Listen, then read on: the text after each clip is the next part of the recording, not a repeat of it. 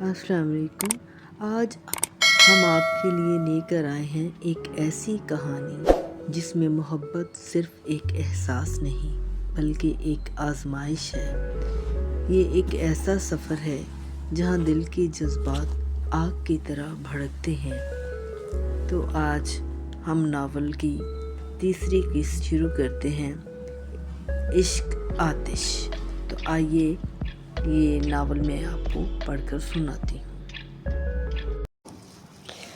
Yes madam, ذرا دیر میں ایک ادھیڑ عمر صاحب آفس میں تھے۔ طارق صاحب، یہ فائل میں نے دیکھ لی ہے، جیسے ہی پاپا فیکٹری سے آئیں سائن کروا لیجئے گا، اور یہ کوٹیشن سپریم کارپوریشن کو آج ہی فیکس ہو جانی چاہیے، اور اگر پاپا میرا پوچھیں تو کہہ دیجئے گا ضروری کام سے گئی ہوں، 1-1.5 گھنٹے میں واپس آ جاؤں گی۔ جلدی جلدی بولتے ہوئے اس نے 2 فائلیں ان کو پکڑائیں، پھر بیگ کا اسٹریپ کندھے پر ڈال کر موبائل اور چابیاں اٹھاتی فائزہ کو اپنے پیچھے آنے کا اشارہ کرتی آفس سے نکل گئی۔ فائزہ کے بیٹھتے ہی اس نے گاڑی آگے بڑھا دی۔ کون سے ہاسپٹل میں ہیں؟ آغا خان، سڑک پر آتے ہی تانیہ نے پوچھا تھا، اور فائزہ کے جواب پر وہ خاموشی سے ڈرائیو کرنے لگی، مگر کچھ یاد آنے پر پوچھا، شایان کو پتہ ہے؟ انکل کو ہارٹ اٹیک ہفتے کی رات کو ہوا تھا، اور شان ہر ویکینڈ پر کراچی آتا ہی ہے، انکل کو ہسپتال بھی وہی لے کر گیا تھا۔ تانیہ نے حیرت سے اسے دیکھا، شایان ہر ویکینڈ پر کراچی آتا ہے؟ ہاں، فائزہ نے اس کے لہجے پر دھیان دیے بغیر کہا۔ بہت پریشان ہے بیچارہ، مجھے تو ڈر ہے کہیں خود بیمار نہ پڑ جائے۔ انکل سے محبت بھی تو بہت کرتا ہے، پرسوں رات سے ہاسپٹل میں ہے، ایک پل کے لیے نہیں سویا، نہ کھانے پینے کا ہی کچھ ہوش ہے۔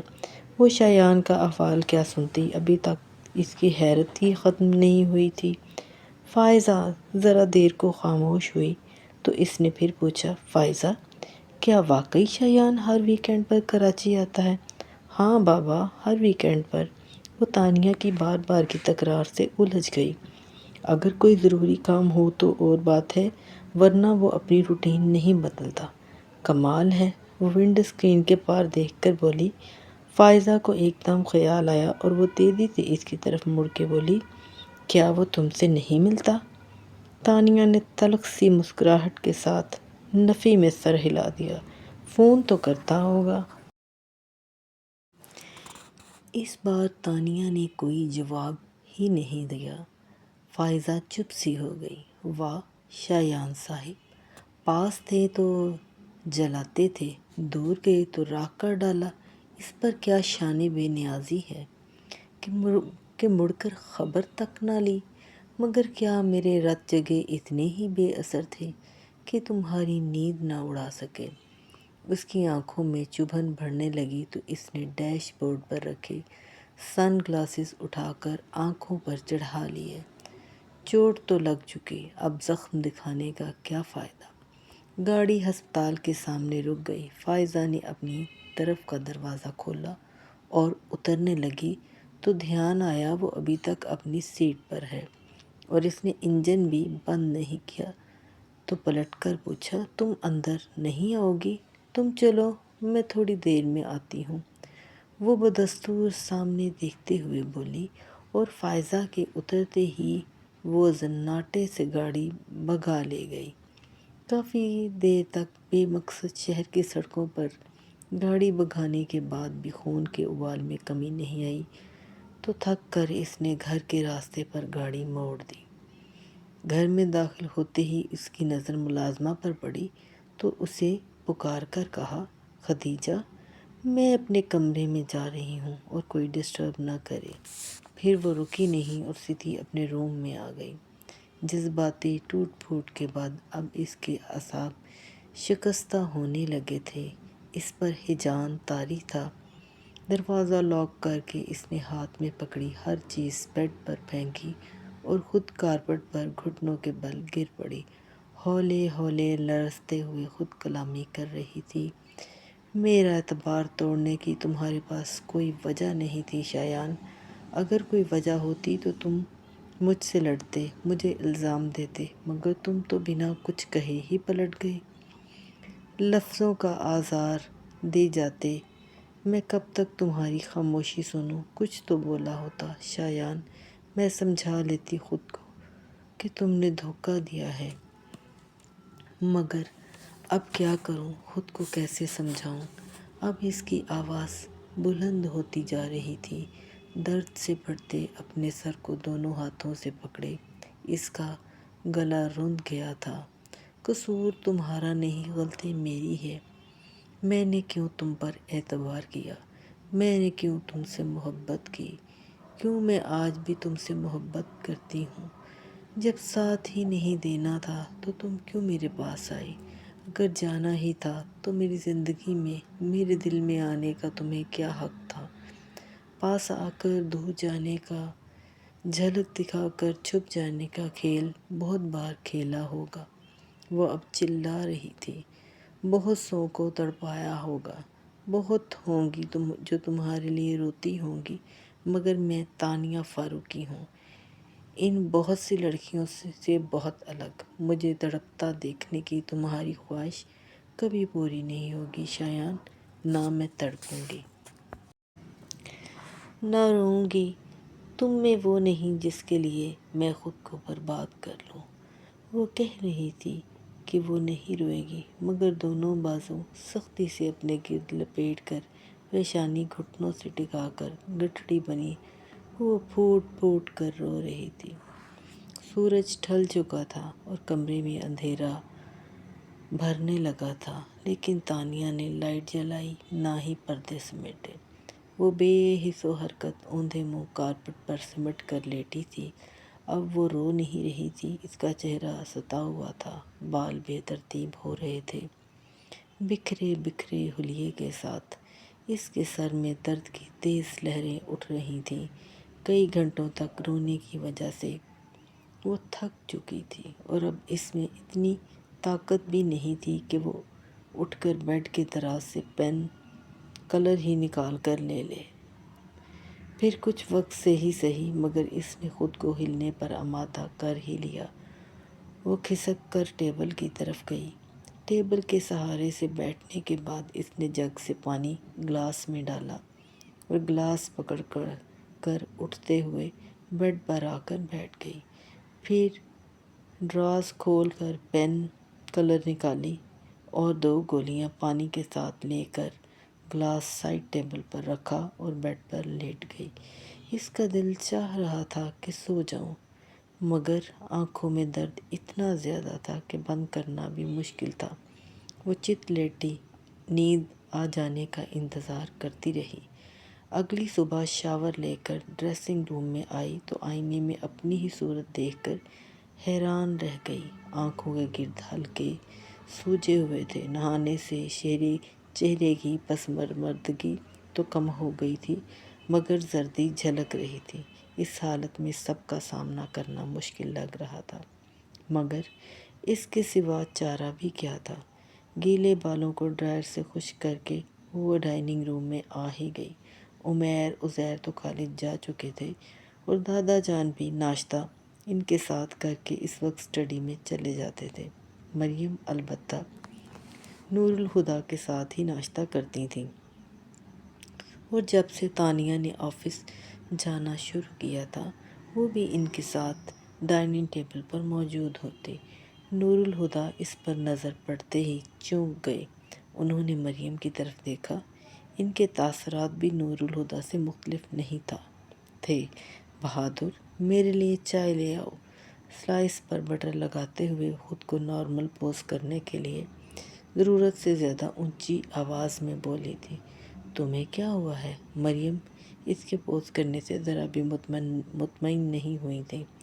تانیہ کو بھی اندازہ تھا کہ کچھ بھی نہیں سے کام نہیں چلے گا۔ اس نے چائے کا کپ اٹھایا جسے ابھی ابھی بہادر چھوڑ گیا تھا اور سپ لے کر بولی، اب تو ٹھیک ہوں، مگر طبیعت خراب ہو گئی تھی، اسی لیے آفس سے جلدی اٹھنا پڑا۔ پھر جو ٹیبلٹ لے کر سوئی ہوں تو 1 گھنٹہ پہلے ہی آنکھ کھلی ہے۔ اس نے غیر محسوس انداز میں کل سارا دن کمرہ نشین رہنے کی بھی وضاحت کر دی۔ مجھے ابھی بھی تم ٹھیک نہیں لگ رہی ہو، تمہیں ڈاکٹر کے پاس جانا چاہیے۔ جی مومو، وہ ان کی تاکید کے جواب میں بولی۔ مریم تو قدرے مطمئن ہو کر ناشتہ کرنے لگیں، مگر نور الہدیٰ مستقل اسے دیکھ رہے تھے۔ حالانکہ انہوں نے کوئی سوال نہیں کیا تھا، مگر ان کا اس طرح دیکھنا تانیہ کو پریشان کر رہا تھا۔ پھر بھی وہ آرام سے ناشتہ کرتی رہی۔ آخر انہوں نے تانیہ پر سے نگاہ ہٹا لی۔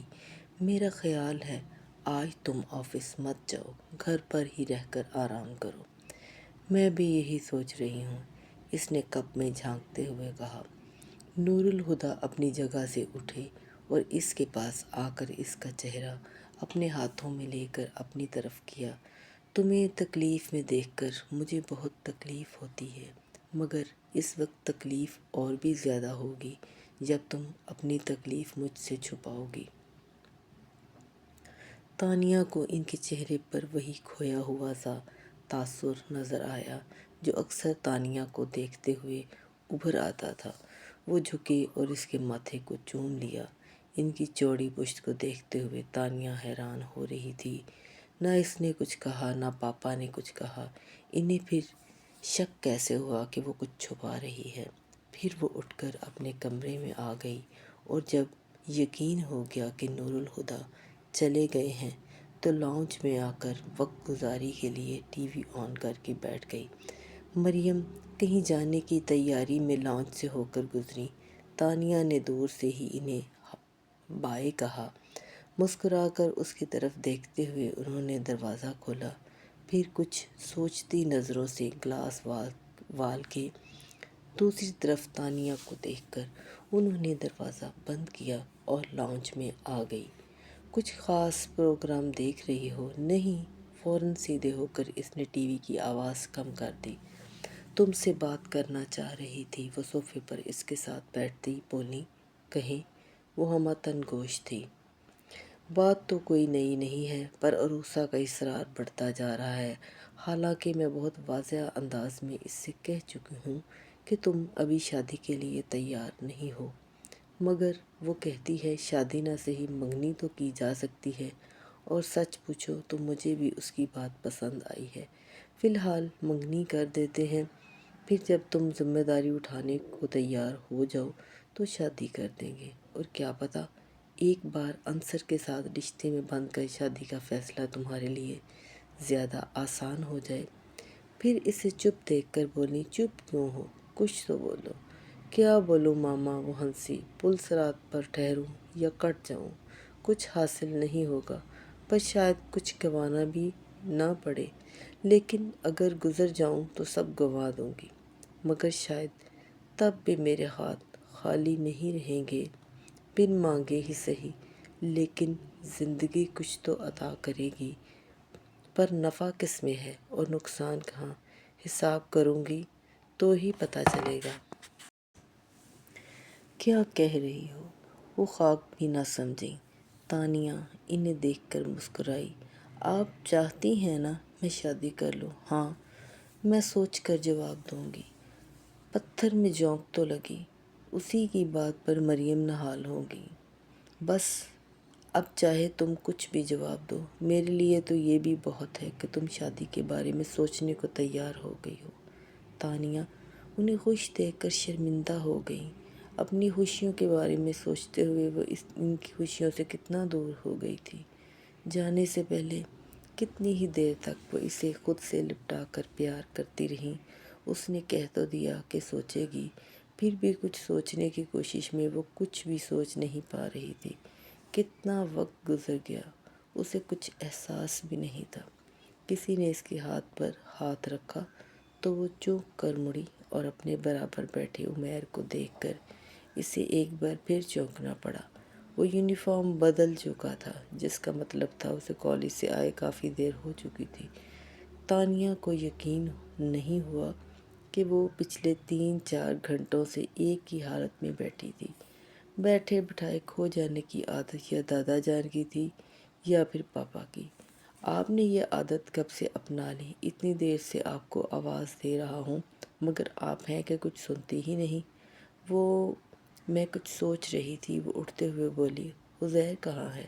ڈائننگ ٹیبل پر آپ کا انتظار کر رہا ہے اور دادا جان بھی وہی ہیں۔ چلو پھر۔ وہ ڈائننگ روم میں آ گئی۔ اسے بھوک نہیں تھی پر سب کا ساتھ دینے کو اس نے تھوڑے سے چاول پلیٹ میں نکال لیے۔ آپ بھی؟ صبح بتا دیا ہوتا آپ چھٹی کرنے والی ہیں، میں بھی کالج نہیں جاتا۔ بہت اچھا کیا میں نے جو صبح نہیں بتایا، ورنہ بیکار کالج بینک کرتے۔ وہ عزیر کے تعصب سے بولنے پر بولی تو عمیر ہنسا۔ یوں بھی اس کے ساتھ پورا دن بتانا آسان نہیں، وہ تو میری ہی ہمت ہے جو اسے جھیل لیتا ہوں۔ دادا جان؟ تانیہ اور عمیر ہنسنے لگے تو وہ منہ بنا کر شکایتی انداز میں بولی، تم دونوں کیوں ہر وقت اسے چھیڑتے رہتے ہو؟ اس کی داد رسی میں دادا جان ذرا روب سے بولے تو عمیر جھٹ سے بولا، ہمیں چھیڑنے کی کیا ضرورت ہے، یہ پیدائشی چھڑا ہوا ہے۔ اور پھر تانیہ کے ساتھ مل کر ہنسنے لگا۔ بات صحیح تھی، اس لیے اظہر فاروقی بھی مسکرائے تو عزیر بیچارہ اور روحان سا ہو گیا۔ روتے نہیں بیٹا، تم ان نامعقولوں کو چھوڑو اور کھانا کھاؤ۔ انہوں نے اسے پچکارتے ہوئے نوالا اس کے منہ میں رکھا تو وہ سچ مچ بہل کر کھانے لگا۔ دیکھا تم تینوں میں ایک عزیر ہی ہے جو سیدھا اور معصوم ہے، اور تم دونوں ہر وقت اس کی معصومیت کا مذاق اڑاتے ہو۔ عزیر نے یوں گردن اکڑا کر دیکھا جیسے اظہر فاروقی نے اسے کوئی اعزاز بخشا ہو، اور اس حالت پر وہ دونوں اور بھی ہنسنے لگے۔ وہ ایک سہانی شام کا منظر تھا۔ گرم گھاس پر بھری ہوئی ٹرے تھامے وہ سہج سہج کر قدم اٹھاتی لان میں رکھی چیئرز کی طرف بڑھی چلی آ رہی تھی، جن پر براجمان اظہر فاروقی اور نور دنیا و ما فیہا سے بے خبر نہ جانے کن باتوں میں الجھے تھے۔ ان دونوں نے ہی اس کی آمد کو محسوس نہیں کیا تھا، بلکہ نور الہدیٰ تو اس وقت، چونکہ جب ٹرے میں رکھنے کے لیے جھکتے ہوئے اس کا کاسنی دوپٹہ شانے سے سرک کر گھٹنے پر رکھے ان کے ہاتھ پر آ گرا۔ اس نے ایک ہاتھ سے دوپٹہ کندھے پر ڈالتے ہوئے اور دوسرے ہاتھ میں کپ اٹھا کر بابا جان کی طرف بڑھایا، مگر انہوں نے ہاتھ میں پکڑا اخبار ایک دم ہی اپنے سامنے پھیلا لیا۔ وہ سنسی ہوگی، یہ ہو ہی نہیں سکتا تھا کہ اظہر فاروقی نے اسے اپنی طرف کب بڑھاتے نہ دیکھا ہو۔ نور الہدیٰ کو بھی اس کی حرکت اچھی نہیں لگی تھی۔ وہ خود کو بولنے سے روک نہ پائی، بابا جان، وہ آپ کو کب پکڑا رہی ہے؟ اظہر فاروقی نے ذرا سا اخبار کا کونا نیچے کرتے ہوئے سرسری سے انداز میں کہا، ٹیبل پر رکھ دو نا بیٹا، اور پھر سے اخبار اپنے سامنے کیا۔ اس نے کپ ان کے سامنے رکھا اور اسی خاموشی سے کمرے سے کرسی پر بیٹھ گئی۔ اس کا چہرہ پتھر کی طرح بے جان تھا۔ ہر بار اپنے نظر انداز کیے جانے پر اس کی کیفیت اتنی ہی شدید ہو جایا کرتی تھی۔ نور الہدیٰ اس کی اس قدر حساسیت پر اکثر حیران اور کبھی کبھار تو پریشان ہو جاتے۔ اسے اس ٹرانس سے باہر لانے کے لیے نور الہدیٰ نے کپ اٹھا کر اس کے سامنے کیا اور اپنی عادت کے مطابق بشاش سے بولے، کیا شام کی چائے پینا بھی چھوڑ دیا ہے؟ اس نے چونکتے ہوئے ان کی طرف دیکھا اور سادگی سے مسکراتے ہوئے ان کے ہاتھ سے کپ لے کر گھونٹ گھونٹ پینے لگی۔ گھر میں بیکار بیٹھ کر کیا کرو گی؟ تم یونیورسٹی میں ایڈمیشن کیوں نہیں لے لیتی؟ انہیں لگتا تھا اس کی حد سے بڑھی ہوئی حساسیت کی وجہ تنہائی ہے۔ حالانکہ گھر میں بابا جان اور خود وہ موجود تھے، مگر نور الہدیٰ اپنی مصروفیت کی وجہ سے اسے ٹھیک سے ٹائم نہیں دے پاتے تھے، اور بابا جان گو کہ ریٹائرڈ تھے مگر الگ تھلگ رہنا پسند کرتے تھے۔ انہوں نے سوچا یونیورسٹی جانے سے اس کی تنہائی ختم ہو جائے گی اور پھر شاید اس کی جذباتیت بھی کم ہو جائے، مگر اس نے فوراً ہی ان کے خیال کو مسترد کر دیا۔ بی اے کر لیا کافی ہے، مجھے آگے نہیں پڑھنا ہے۔ یہ کیا بات ہوئی؟ وہ ٹوک کر بولے۔ بس کچھ سمجھ نہیں آیا تو اس نے کندھے اچکا دیے۔ بس کیا؟ وہ کبھی کبھار ہی بڑے پن کا روب جھاڑتے تھے، اور جب ایسا کرتے بڑے آرام سے مرعوب ہو جاتی جیسے ابھی ہو گئی تھی۔ وہ اسی لہجے میں بولے، میرا خیال ہے ایڈمیشن تو اوپن ہو چکی ہوں گے، میں کسی دن فارم لے آؤں گا، تم بس فل کر دینا۔ مگر ہادی بھائی مجھے آگے نہیں پڑھنا، وہ منمنائے۔ کیوں؟ ان کا انداز ہنوز وہی تھا۔ مجھے کورس کی کتابیں اچھی نہیں لگتیں۔ بڑا معصوم سا انداز تھا۔ نور الہدیٰ مسکرا دیے۔ پھر کیا اچھا لگتا ہے بتاؤں؟ وہ اسی بھول پن سے جوش میں بولی۔ پھر ان کے جواب کا انتظار کیے بغیر شروع ہو گئی۔ اس نے سر اٹھا کر دور تک پھیلے آسمان کو دیکھا اور کہا، مجھے آسمان کو دیکھنا اچھا لگتا ہے۔ اس میں اڑتے بادل اور پرندوں کی چہکار، سورج کی کرنیں اور چاند کی چاندنی، پھول، تتلی، خوشبو، صحرا میں بہتی ہوئی ہوا کی آواز، سمندر کی لہریں، سردیوں کا موسم۔ بولتے بولتے وہ اچانک ہنس پڑی، پھر انہیں دیکھ کر بولی، ہادی بھائی مجھے زندگی اچھی لگتی ہے۔ وہ ہنس پڑے، مگر وہ ایک دم سے چپ ہو کر کچھ سوچنے لگی۔ پھر اس نے کپ ٹیبل پر رکھا اور اپنی جگہ سے اٹھ کر گھاس پر بابا جان کے قدموں میں بیٹھ گئی، جو لا تعلق سے اخبار میں گم تھے۔ انہیں متوجہ کرنے کے لیے اس نے اپنا ہاتھ اظہر فاروقی کے گھٹنے پر رکھ دیے۔ انہوں نے اخبار ہٹا کر اسے دیکھا۔ بابا جان، آرٹ کونسل میں نو آموز مصوروں کی پینٹنگز کی نمائش ہو رہی ہے، میں نے بھی اپنا نام دیا تھا، اور پتہ ہے میرا سلیکشن بھی ہو گیا ہے۔ 17 دسمبر سے 3 دن کی نمائش ہے، آپ آئیں گے نا؟ جوش میں بولتے آخر میں اس کا لہجہ منت بھرا ہو گیا تھا۔ تم جانتی ہو کہ بھیڑ بھاڑ والی جگہوں پر جانا مجھے پسند نہیں۔ انہوں نے مکمل انکار نہیں کیا تھا۔ اسی سے حوصلہ پکڑ کر وہ بولی، مگر تھوڑی دیر کو تو جا سکتے ہیں بابا جان، یہ میری پہلی ایگزیبیشن ہے، اور اس بہانے آپ میری پینٹنگز بھی دیکھ لیں گے۔ آپ جانتے ہیں اس بار میں نے اسٹل لائف اور لینڈ اسکیپنگ کے علاوہ سی اسپیکٹس بھی بنائے ہیں، اور کیلی گرافی تو میں نے پہلی بار ہی کی ہے۔ پچھلے مہینوں میں میں نے اتنے سارے نئے کینوس بنا لیے ہیں، اور آپ نے ابھی تک کوئی بھی نہیں دیکھا۔ اگر دکھانا مقصود ہے تو آج ہی ایک نشست تمہارے کمرے میں رکھ لیتے ہیں، لیکن میں ایگزیبیشن میں نہیں آ پاؤں گا۔ آرمی لائف کے دوران بھی پرہجوم جگہوں پر جانا مجھے پسند نہیں تھا، اور اب تو میں ریٹائرڈ لائف گزارتے گھر تک ہی محدود ہو گیا ہوں۔ اینی وے، بیسٹ آف لک۔ کیا ہو جاتا اگر بابا جان اس کا دل رکھنے کی خاطر کچھ دیر چلے آنے کی حامی بھر لیتے؟ نور الہدیٰ نے تعصب سے سوچ کر اسے دیکھا۔ اس نے اپنی آنکھیں جھکا رکھی تھیں، پھر بھی اس کی پلکوں پر لرزتے آنسو نور الہدیٰ کو صاف نظر آئے تھے۔ نور الہدیٰ بے چین ہو کر اٹھے اور اس کے پاس والی چیئر پر بیٹھ کر ٹیبل پر رکھے اس کے ہاتھ پر اپنا ہاتھ رکھ دیا، اور کچھ کہنا ہی چاہتے تھے کہ اس نے آہستگی سے اپنا ہاتھ ان کے ہاتھ کے نیچے سے نکالا، اور اٹھ کر یوں ہی رخ پھیرے اندر کی طرف بڑھ گئی۔ جوتوں سمیت بیڈ پر چت لیٹے نور الہدیٰ کو اپنی کن پٹیوں پر نمی کا احساس ہوا تھا۔ وہ اٹھ بیٹھے، اپنے چہرے پر سے آنسوؤں کو صاف کر کے ہاتھ اپنی آنکھوں کے سامنے کیا، اور پوروں پر ٹھہری نمی کو دیکھنے لگے۔ جو آج تم یہاں ہوتی تو دیکھتی کہ جو آنسو تمہاری آنکھوں سے نہ بہہ سکے، وہ 27 سالوں سے میرا چہرہ بھگو رہے ہیں۔ بے سبب تو نہیں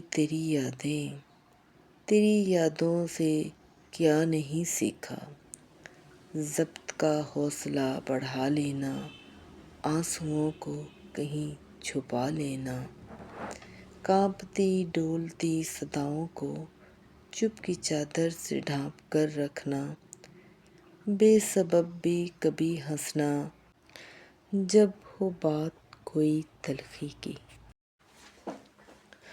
موضوع گفتگو بدل دینا، بے سبب تو نہیں تیری یادیں، تیری یادوں سے کیا نہیں سیکھا۔ وہ تھکے تھکے سے اٹھے اور کھڑکی کا پردہ ہٹا کر باہر جھانکا۔ پورچ کی تیز روشنی میں تانیہ بار بار ہارن بجا رہی تھی۔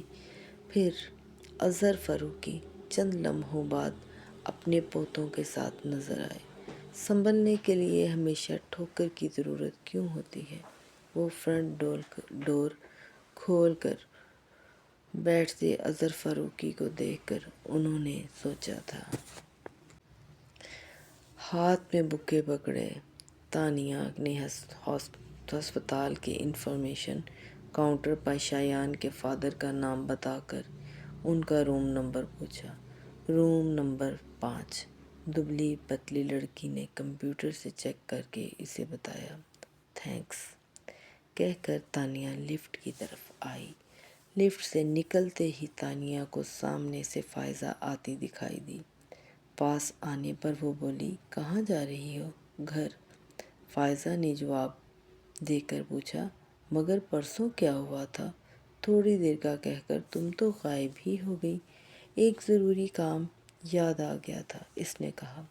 فائزہ گھر جانے کا ارادہ ترک کر کے اس کے ساتھ ہی چلتے ہوئے روم میں آ گئی۔ پہلا قدم کمرے میں رکھتے ہی تانیہ نے شایان کی موجودگی کو محسوس کر لیا تھا، مگر جان بوجھ کر نظر انداز کر کے وہ بیڈ پر لیٹے شخص کی طرف آ گئی۔ بیڈ کے ساتھ ہی رکھی میز پر بکے اس نے ہلکی آواز میں پوچھا، ان کی طبیعت اب کیسی ہے؟ کافی بہتر ہے۔ اپنے پیچھے سے شایان کی بھاری آواز سن کر وہ سنبھل کر پلٹی، کوشش کر کے حیران ہوتے ہوئے بولی، تم؟ پھر قصداً مسکرائی، سوری میں نے تمہیں دیکھا نہیں۔ تبھی اس کی نظر صوفے پر بیٹھی سبز آنکھوں والی عورت پر پڑی۔ اس نے فوراً انہیں سلام کیا اور فائزہ کی طرف دیکھنے لگی کہ ان کا تعارف کروائے گی۔ خود سے وہ کچھ سمجھ ہی نہیں سکی تھی کہ وہ شایان کی مدر ہیں یا کوئی رشتہ دار۔ ایسا ہی سوال تانیہ کے لیے ان کی آنکھوں میں تھا۔ فائزہ نے دانستہ ان سوالوں سے آنکھیں چراتے ہوئے کہا، میرا خیال ہے باہر چل کر بات کرتے ہیں، یہاں ہماری آواز سے انکل کی نیند خراب ہوگی۔ وہ دروازہ کھول کر باہر چلی گئی تو تانیہ اور شایان بھی آگے پیچھے باہر ہو گئے۔ تانیہ فائزہ کے ساتھ ہی بینچ پر بیٹھ گئی۔ شایان دیوار سے کمر ٹکائے سامنے کھڑا تھا۔ اتنی دیر میں پہلی بار تانیہ نے اس کی طرف دیکھا۔ بلیو جینز اور وائٹ شرٹ پہنے اس کا حلیہ رفع سا تھا۔ کالے بال بے ترتیبی سے ماتھے پر پڑے تھے، شیو بڑھی ہوئی تھی اور آنکھوں کے نیچے ہلکے نظر آ رہے تھے۔ اپنے فادر کے لیے بہت پریشان ہے، تانیہ نے دل میں اس کے لیے ہمدردی محسوس کی۔ بہت اپسیٹ ہو؟ آخر اس نے بات شروع کی۔ ابو میری زندگی کا لازمی حصہ ہیں، میں سب کچھ برداشت کر سکتا ہوں مگر ان کی تکلیف نہیں۔ انشاءاللہ وہ جلد ٹھیک ہو جائیں گے، تانیہ نے دل سے کہا۔ آج کل کیا کر رہی ہو؟ وہ بات بدلنے کو بولا۔ کچھ خاص نہیں تو کرو نا، اور کتنا انتظار کراؤ گی؟ کیا مطلب؟ میں سمجھی نہیں۔ شادی کی بات کر رہا ہوں۔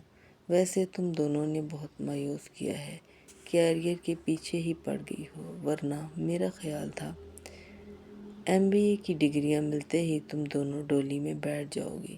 جان بوجھ کر اس نے یہ ٹاپک شروع کیا۔ اس خیال سے تانیہ کو اس پر غصہ آنے لگا۔ فائزہ بھی کچھ چڑ گئی۔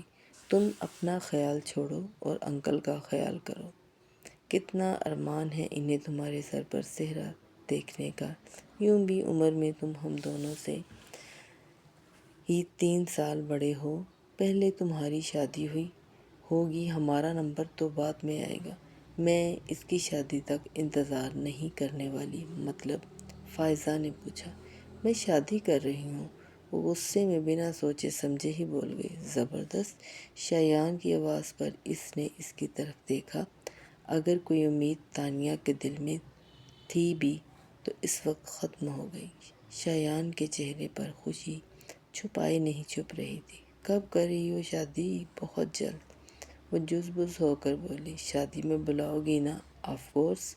اور بھلا میری شادی تمہارے بنا ہو سکتی ہے؟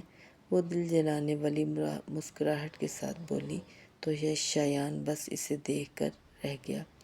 پھر وہ فوراً ہی اٹھ گئی۔ اچھا فائزہ، میں اب چلتی ہوں۔ ٹھیک ہے، میں شام کو فون کروں گی۔ بائے، وہ کہہ کر شایان کی طرف دیکھے بغیر تیزی سے چلتی لفٹ کا انتظار کرنے کی بجائے سیڑھیوں سے نیچے اتر گئی۔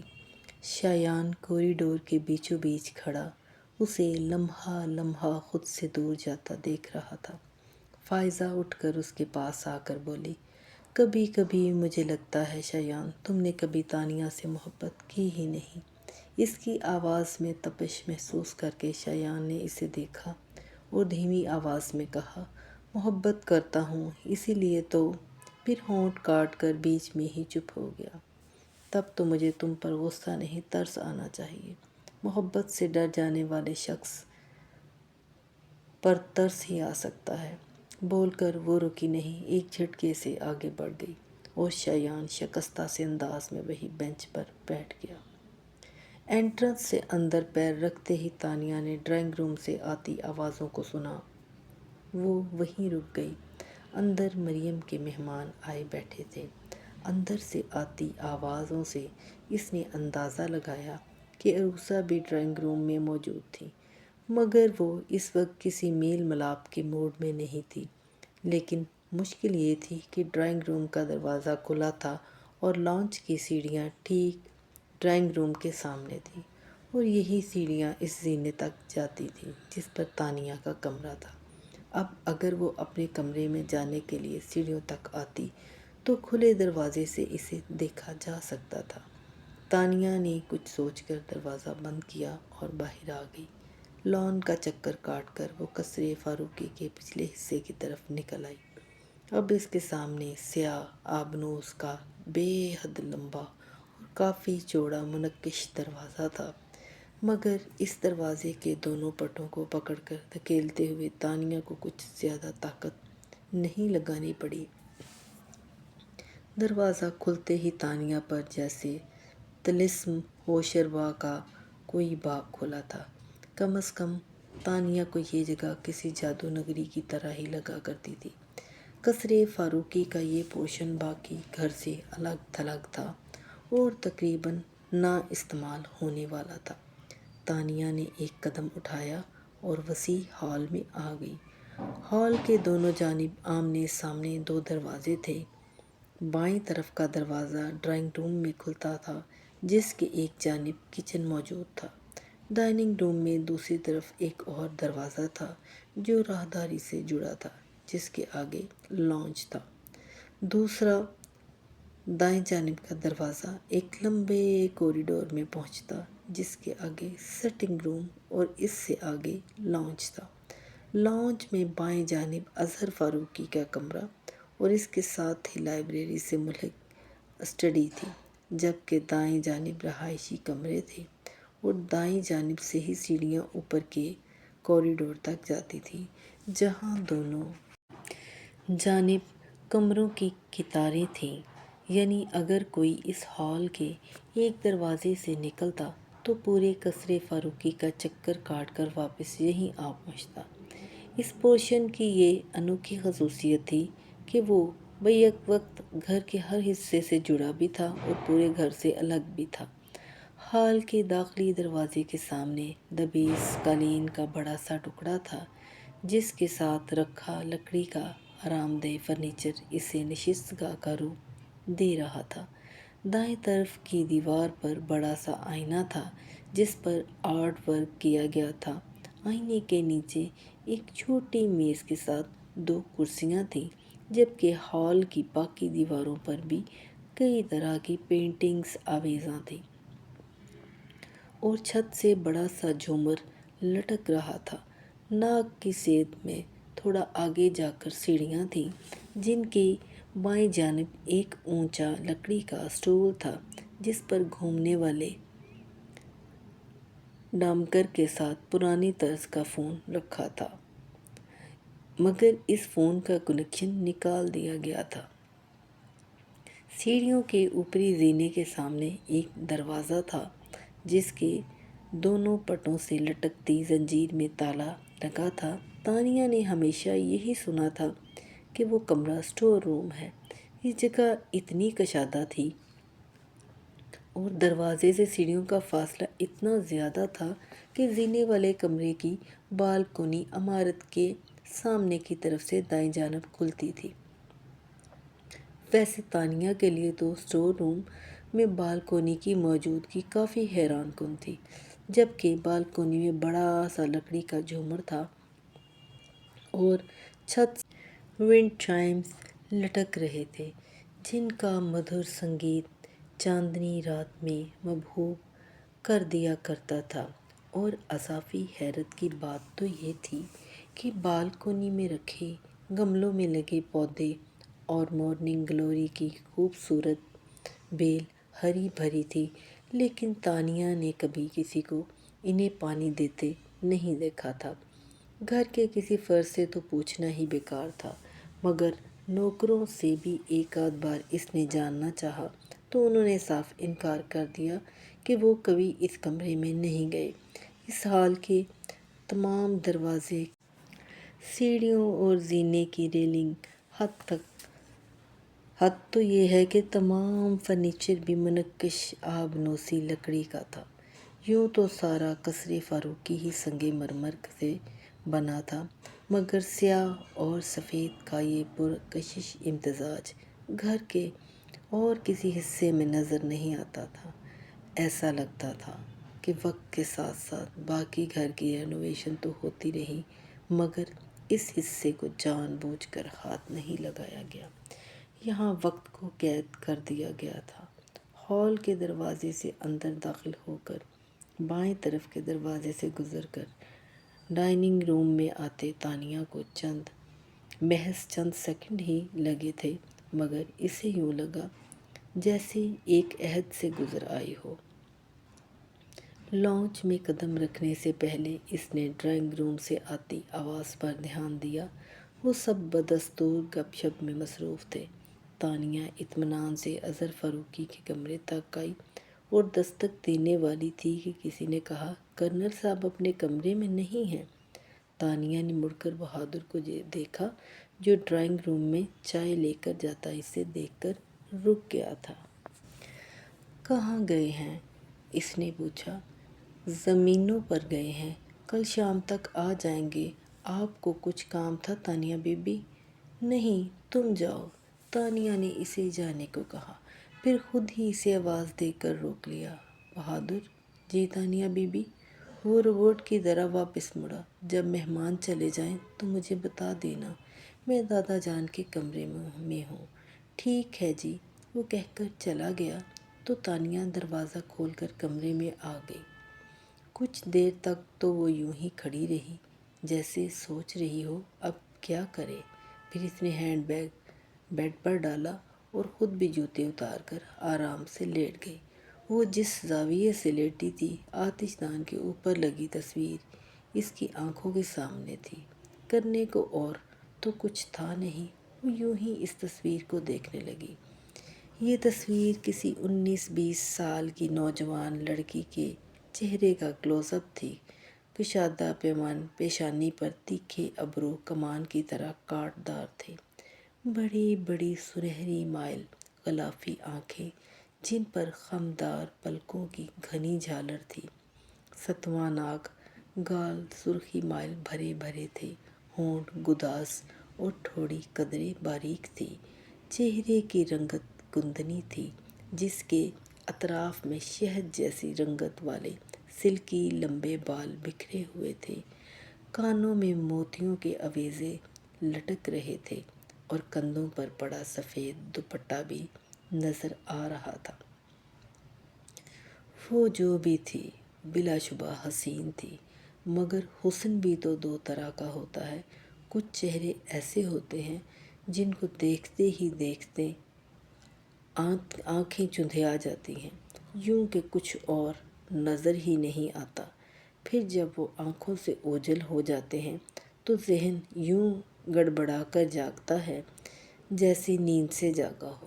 پھر جتنی بار انہیں دیکھا جائے اپنی کشش ہوتے جاتے ہیں۔ ایسے بھی ہوتے ہیں جو آنکھوں کو چندھیاتے نہیں باندھ لیتے ہیں، یوں کہ پھر کسی اور طرف دیکھنے کو دل ہی نہیں چاہتا۔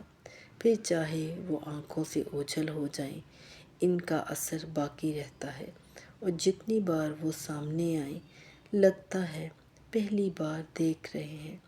اس لڑکی کا چہرہ بھی ان چہروں میں سے تھا جن سے نظر نہیں ہٹتی، بالکل اسی طرح جیسے اب تانیہ کی نظر نہیں ہٹ رہی تھی۔ تانیہ نے کئی بار دیکھا تھا کہ اظہر فاروقی کسی بت کی طرح بیٹھے گھنٹوں اس تصویر کو تکا کرتے تھے۔ ان کی محویت پر تانیہ کو حیرت ہوا کرتی تھی، لیکن اب خود اس تصویر کو دیکھتے ہوئے بالکل محو ہو چکی تھی۔ مگر اس کی محویت کی وجہ محض اس لڑکی کا حسن نہیں تھا۔ تانیہ نے وہ تصویر تو سینکڑوں بار دیکھی تھی، مگر تصویر والی کو کبھی نہیں دیکھا تھا۔ پھر بھی پتہ نہیں کیوں اسے یہ چہرہ بہت مانوس لگتا تھا۔ اس کے ذہن میں وہ سوال سر اٹھا رہے تھے جو بچپن میں اس تصویر کو دیکھ کر اس کے ذہن میں آتے تھے۔ وہ کون ہے؟ اس کی تصویر اس گھر میں کیوں لگی ہے؟ اس کا اس گھر کے مکینوں سے کیا تعلق ہے؟ مگر تانیہ جانتی تھی کہ ان سوالوں کو سوچ لینا جتنا آسان ہے، ان کے جواب جان پانا اتنا ہی مشکل۔ اسے یاد تھا ایک بار جب وہ بہت چھوٹی تھی تو اس نے مریم سے پوچھا تھا، ماما وہ لڑکی کون ہے جس کی تصویر دادا جان کے کمرے میں لگی ہے؟ تمہیں اس کے بارے میں جاننا ہے؟ وہ ایک دم غیظ و غضب سے بولی۔ تانیہ نے چاہا انکار کر دے، مگر ننھی سی بچی سہم کر ہاں میں سر ہلا بیٹھی۔ پھر کیا تھا؟ مریم نے جھپٹ کر اس کا بازو اپنی آہنی گرفت میں لے لیا اور اس کے گالوں پر تھپڑوں کی بارش کر دی۔ نور الہدیٰ نے مریم کو اس حرکت پر ڈانٹا اور کونے میں کھڑی دہشت سے کانپتی تانیہ کے پاس آئے۔ وہ اس قدر خوفزدہ ہو چکی تھی کہ رو بھی نہیں پا رہی تھی، اور رونے کی کوشش میں اس کے حلق سے لا یعنی آواز ہی نکل رہی تھی۔ 5-6 سال کی بچی کو گود میں اٹھا کر وہ صوفے پر آ بیٹھے۔ کتنی ہی دیر تک نور الہدیٰ اسے پیار سے اپنے سینے سے لگائے تھپکتے رہے۔ وہ کبھی اس کے بالوں میں انگلیاں چلاتے، کبھی اس کے مسلے گئے گالوں پر پیار کرتے۔ بہت دیر بعد کہیں جا کر وہ نارمل ہوئی تھی، مگر اس کے ذہن میں خوف بیٹھ چکا تھا۔ پھر کچھ دن بعد اظہر فاروقی نے اسے بہت نرمی سے سمجھایا کہ وہ کبھی تصویر والی لڑکی کے بارے میں کوئی بات نہیں کرے گی۔ اس کا خوف کچھ اور گہرا ہو گیا۔ پھر اس نے خوف کے مارے کبھی اس لڑکی کا ذکر نہیں کیا۔ وقت کے ساتھ ساتھ تانیہ کا خوف تو ختم ہو گیا، مگر وہ یہ بھی سمجھ گئی کہ وہ لڑکی چاہے جو بھی ہو، اس کا ذکر شجر ممنوع ہے۔ پھر ایسے سوال کرنے کا کیا فائدہ جن کا جواب نہ ملے؟ یہ سوچ کر اس نے کبھی اس لڑکی کے بارے میں اپنے ذہن میں تجسس پیدا ہی نہیں ہونے دیا۔ بھلا اگر دادا جان کے کمرے میں کسی لڑکی کی تصویر لگی ہے تو لگی رہے، کیا فرق پڑتا ہے؟ ایک دم سے تانیہ کو احساس ہوا جیسے وہ اس لڑکی کے بارے میں سوچ کر اپنا وقت ضائع کر رہی ہے۔ وہ بیزاری سے رخ بدل کر اٹھ بیٹھی۔ کوئی فائدہ نہیں، کوئی کبھی نہیں بتائے گا کہ یہ کون ہے۔ اس نے خوف سے اپنا سر جھٹکا اور بیڈ سے اٹھنے ہی والی تھی کہ ٹھٹک کر رک گئی۔ اس کی نظر دادا جان کی اسٹڈی ٹیبل پر رکھی ریڈ ڈائری پر اتفاقاً ہی پڑ گئی تھی۔ لوگ ڈائری لکھتے ہیں مگر اس نے دادا جان کو ہمیشہ ڈائری پڑھتے دیکھا تھا۔ دیکھوں تو اس ڈائری میں کیا لکھا ہے؟ اس کے اندر تجسس جاگا۔ ٹیبل سے ڈائری اٹھا کر وہ دوبارہ بیڈ پر آ بیٹھی۔ تکیہ رکھ کر نیند دراز ہوتی وہ ڈائری کا پہلا صفحہ کھول کر پڑھنے لگی۔ میاں جی نواب شاہ کے متمول اور با اثر ذمہ دار تھے۔ بلند و بالا حویلی سمیت کئی ایکڑ پر پھیلی زرعی اراضی پشتوں سے ان کی خاندانی جاگیر کے طور پر ورثے میں ان کے حصے میں آئی تھی۔ بیگم حیات نہیں تھی، البتہ مرحومہ نے 2 اولادیں چھوڑی تھیں اور دونوں ہی بیٹے تھے، بڑے مظہر فاروقی اور چھوٹے اظہر فاروقی۔ مظہر فاروقی میاں جی کی طرح ہی پکے ذمہ دار تھے اور واجبی سی تعلیم کے بعد ہی وہ ذمہ داری کے کاموں میں جت گئے۔ اظہر فاروقی کا مزاج تو زمیندارانہ تھا مگر انہیں اپنے آبائی پیشے سے کوئی خاص شغف نہیں تھا، اس کے بجائے انہیں تعلیم حاصل کرنے میں دلچسپی تھی۔ میاں جی کو بیٹے کا شوق پسند تھا اور ساتھ ہی وسائل کی بھی کوئی کمی نہیں تھی۔ انہوں نے اظہر فاروقی کو حصول تعلیم کے لیے بخوشی کراچی بھیج دیا، جو اس وقت ایک ابھرتا ہوا چھوٹا سا شہر تھا۔ البتہ ہاسٹل کی رہائش انہیں پسند نہ تھی۔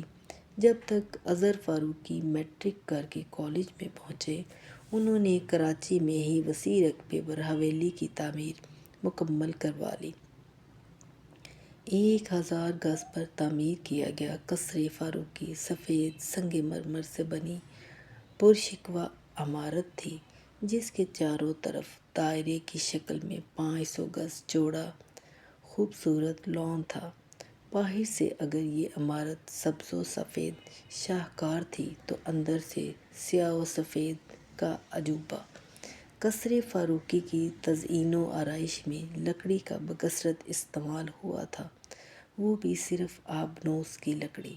اظہر فاروقی نے قصر فاروقی میں رہتے ہوئے ہی گریجویشن کا ایگزام دیا اور اس کے بعد آرمی میں جانے کی خواہش ظاہر کر دی۔ میاں جی کو یہ بات پسند نہیں آئی۔ میں امید کرتی ہوں کہ عشق آتش ناول کی یہ تیسری قسط آپ کو پسند آئی ہوگی۔ ایسے ہی خوبصورت ناول سننے کے لیے ہانیہ ناولز کو سبسکرائب کرنا نہ بھولیں۔ اپنی رائے کمنٹس میں ضرور دیں۔ اللہ حافظ۔